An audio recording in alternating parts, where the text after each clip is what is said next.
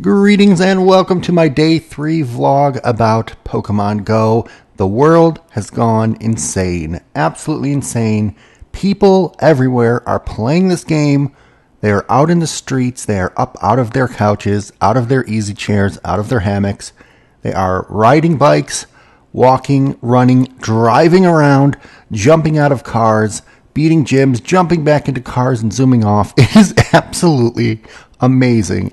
I would never, in my wildest dream, have predicted this, and holy cow.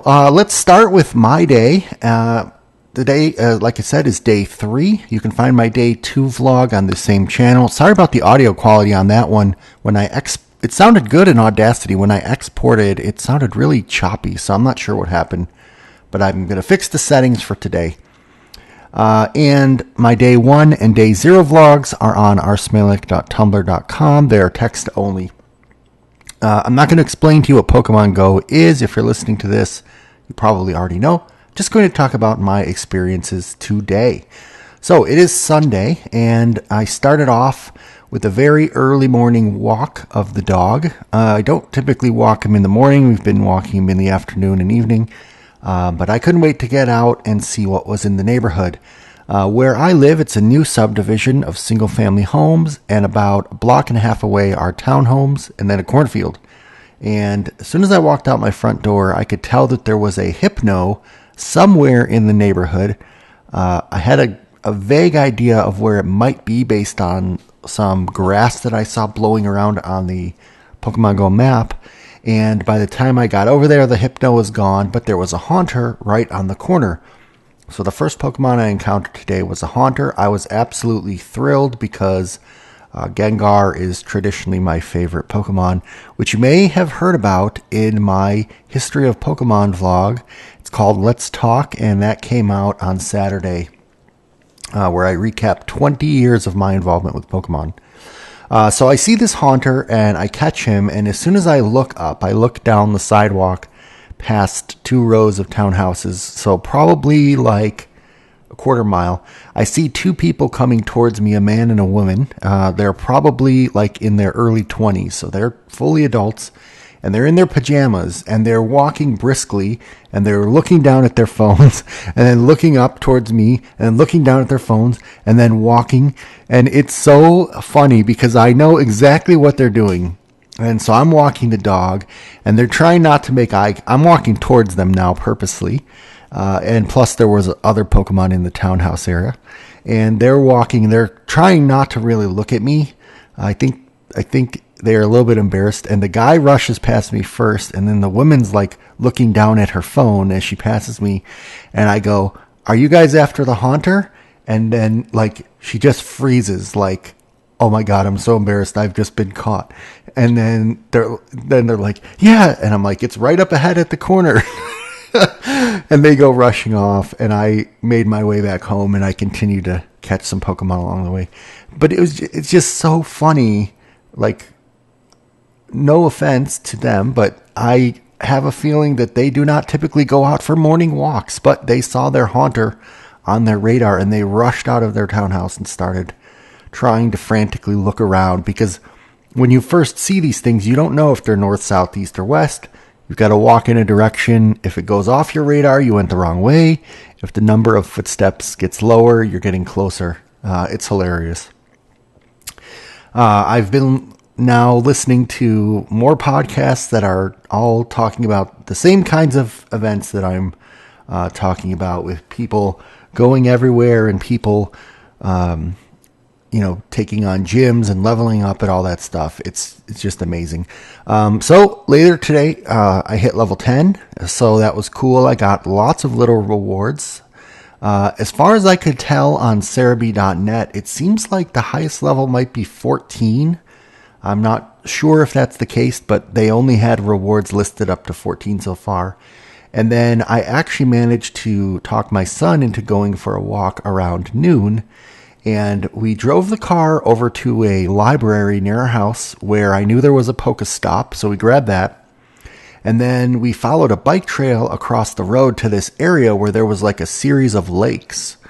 Small lakes, but and a bike trail going all in between them. And we thought Well, this is great. We're going to actually finally catch some water Pokemon because the only things around us are like birds and Rattatas and grass Pokemon.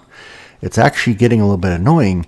And we walked probably for about an hour all around all these lakes, and I think we didn't see any. Oh, when we first got to the library, we caught a Horsey. But then the whole rest of the time, we didn't get any water Pokemon at all. And as we were leaving that area, we were driving home past some other subdivisions. We saw a fire department, and there was a street there called Water Street. And we noticed that there was some Goldines and some other water Pokemon near there. So my theory, I have two theories that I actually want to talk about today. The first theory is that Pokemon appear where there is more traffic, more people in more condensed areas. Where we are, like an hour and a half west of Chicago, out in the boonies, we do not get a lot of Pokemon. Like I at my house, unless I'm using an incense and getting like one Pokemon every 10 minutes, I don't see any Pokemon at all. We have to literally walk about a block and a half just to catch some Rattatas and some Weedles, which we're really sick of at this point. But yet, whenever we go near Pokestops, which are more highly trafficked areas, or when we go over towards like a more populated part of the town, suddenly there's a lot more Pokemon. So it kind of stinks. I would have figured that Pokemon would have appeared more in the wild than they do where there's lots of people, but I get how the underlying code might work. I just think it's a shame if that's what's happening. But bigger than that, so the types of Pokemon that appear, I've actually driven around a lot, and I've been in a lot of what I would call real world biomes. So watery areas, grassy areas, different size suburbs. I've been to now 2 airports, New Jersey, back, big city. Like, I've now been around pretty much a lot of areas, and it feels like there are just some general grassland Pokemon all over the place. And then even if there's a forest or a lake, like a water feature on the map, that doesn't necessarily mean there's going to be a water Pokemon. Or conversely wise, you can find water Pokemon where there's no water at all. And I think I kind of have a theory as to how this is happening. I think the Pokemon spawning is keyed off of names of places on your map. So earlier I mentioned Water Street. I have a feeling that when the map is interrogated, the map data, it's taking street names and it's looking for actual bodies of water that are named. So like Lake Michigan, there will be lots of water Pokemon, or such and such river or creek, a lot of Pokemon. But near my house, there's all these little bodies of water, which are more like decorative ponds or lakes for different subdivisions. And they usually have like, fountains spraying up out of them. They're not actually named lakes. So even though they show up as bodies of water on the map, there's no water Pokemon to be seen. And yet when we drive near a street or drive near some place that is named like Lake Street, for example, then suddenly you start seeing water Pokemon. So I think it's tied to the name and some type of dictionary behind the scenes, which also feels a bit wrong, but potentially, could be used to game the system. Doesn't feel like it's the best way to interrogate map data. Anyway, not the biggest deal. So I did hatch some more eggs today. I got a Shelter actually from one of those and an Execute from one of those right after I had caught Execute. I got a Sandshrew from an egg from one of my 5K eggs.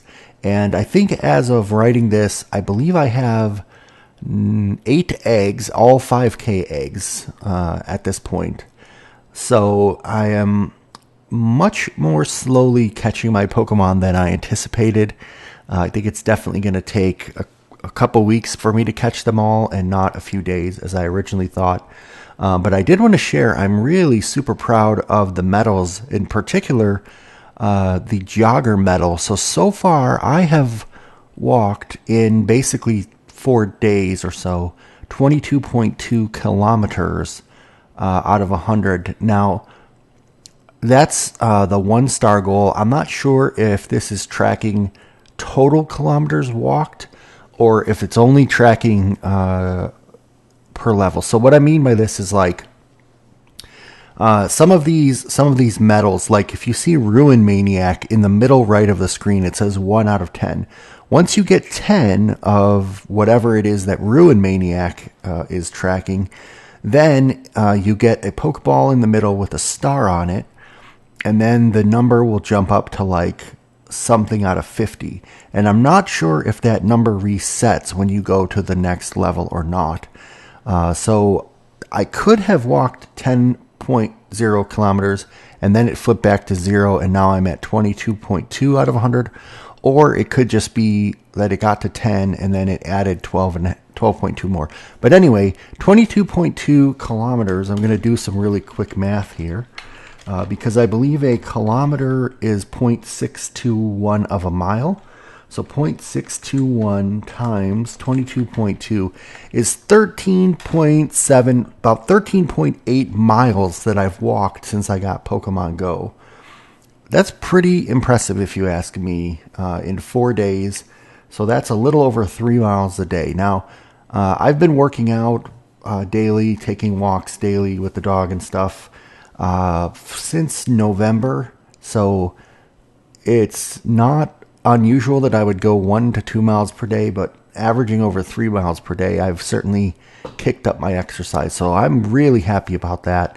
And I've also gotten 43 out of 50 where it says Kanto, so I'm getting pretty close to making that badge or that medal flip to the next increment. So pretty happy about that. And then you can't quite see it on this screen, but down at the bottom there's one called Youngster.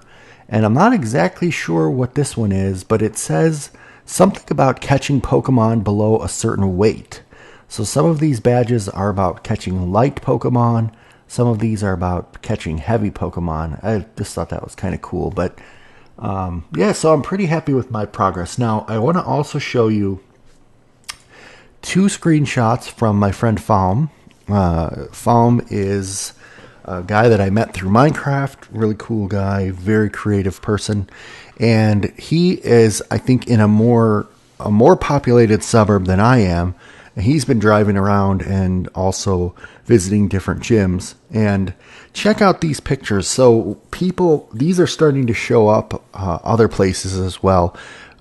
So in this first picture, the red team has captured a gym, and they print out this paper that has the red team symbol of Moltres, and they hang it there, and then there's a quote-unquote prize, and it's like everyone who tackles this gym should take a prize, and there's like a pack of gum there or something, which is funny. And then he went to this wildlife preserve, and there was a gym there, and the yellow team had hung up a paper claiming the gym is their own. So people are actually getting territorial about these gyms and leaving symbols around. And I myself witnessed, I was driving along, I saw a gym, said, okay, I'm just going to pull over and see what kind of Pokemon is there and fight. And I pull up and I start fighting the gym. And all of a sudden this car comes screaming up and pulls up with 2 guys in it. And they start trying to take the gym back from me. And then they drive off, and it was like, wow, this is crazy. This is crazy time. So having a lot of fun with Pokemon Go. I am trying to complete my collection and also kind of interpret and figure out what the secret to finding certain Pokemon are. First thing tomorrow morning, which is Monday, I'm going to be hopping on a plane back to New Jersey. So I'll be able to check out what's going on at the airport tomorrow. I'm hoping for some more gyms and Pokestops there. And then I want to see what kind of Pokemon are around my hotel area and around the place that I'm going for work. And see if it's the same as here, or maybe I can find something unique. That's about it for today. Hope that you are enjoying Pokemon Go as much as we are. And I will talk to you tomorrow. Let me know if you have had any funny incidents happen to you in the comments of this video. Cheers. Comments of this video.